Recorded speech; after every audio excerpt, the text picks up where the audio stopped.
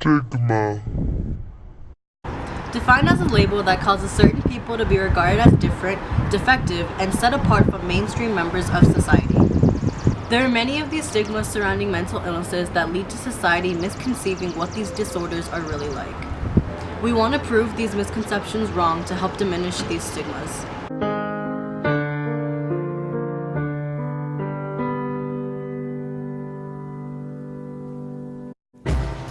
Hey Jess, are you okay? No, there's no point in living. Jess, are you depressed? Yes. It's just a phase, don't worry. Walk it off and be happy and everything will be okay. Like, there's something about being, like, depressed and being, like, in a different state of mind that people don't really kind of understand that it isn't just a mood, you know? There are a lot of stigmas regarding depression in the United States. Some of them include that it's all in your head, that depression is a sign of weakness, or that talking about it may make it worse. According to a 2004 survey by the American College Health Association, nearly half of all college students report being depressed in their college experience. This also dispels myths that it won't affect you, or that over time it'll go away. It occurs during both adolescence and adulthood and is caused by both biological and psychological factors. If you or someone you know is suffering from depression, talk about it. If you're not comfortable talking about it with a friend, talk about it with a medical professional. And if options like that aren't there for you, branch out and try to seek other options like meditation, yoga, or other alternative ways of dealing with it. If you or someone you know's life may be at risk, call 1-800-273-8255. That's the National Suicide Hotline.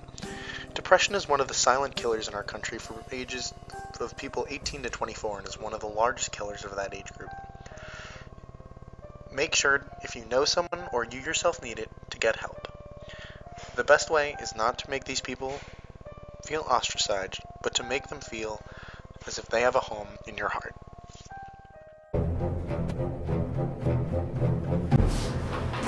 Hey Erin, what are you up to? Hey, I just have I have 3 assignments due 11:59 on Friday, but I know it's Tuesday night, but I just really have to get them done because I have just so much stuff to do and I have to finish 3 shows and all this stuff, and yeah, I just gotta get it done.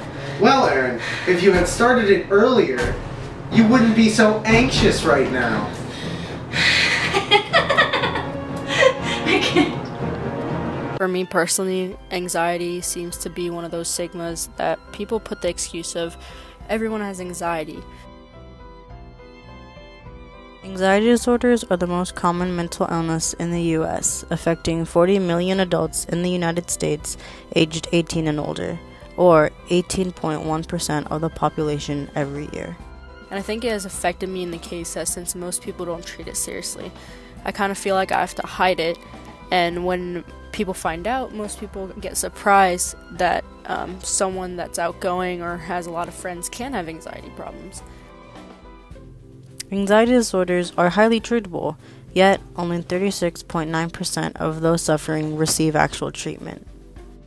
According to a 2007 Anxiety and Depression Association of America survey, 36% of people with social anxiety disorder report experiencing symptoms for 10 or more years before seeking help. A variety of treatment options exist that have proven effective in treating anxiety disorders, including talk therapy or psychotherapy, coping strategies, medication, and alternative therapies such as yoga, meditation, and acupuncture.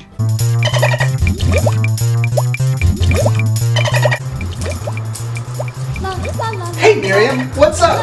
I have an assignment due in like 5 minutes, but my ADHD prevents me from focusing, so I'm just playing.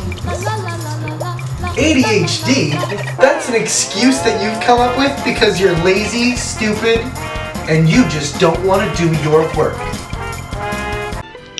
With my case, I have ADHD personally, and as far as my, if you want to call it, mental disorder goes, it's not seen as one of the more serious mental disorders or mental... ADHD is to be treated as a serious disorder because those with ADHD have abnormal development and functioning of the frontal lobe. Made me feel different, when I was a kid, having to go to different doctors and speech classes, having to miss days of school, going to different therapists and doctors, and when I would come back from school, it would be really tough for me to try to explain to friends like, oh, why'd you miss school? And honestly, my whole life I lied about it. I kind of kept it a secret. I didn't want to tell anyone because didn't want to be seen as different and estranged. Yeah. Due to their defiant nature, which results in peer rejection and social isolation, which then in turn negatively impacts their self-esteem. We need to learn to be more understanding towards those who have ADHD. They are not problem children or people, or intentionally defiant. Support your peers with ADHD and encourage them to keep moving forward and to succeed.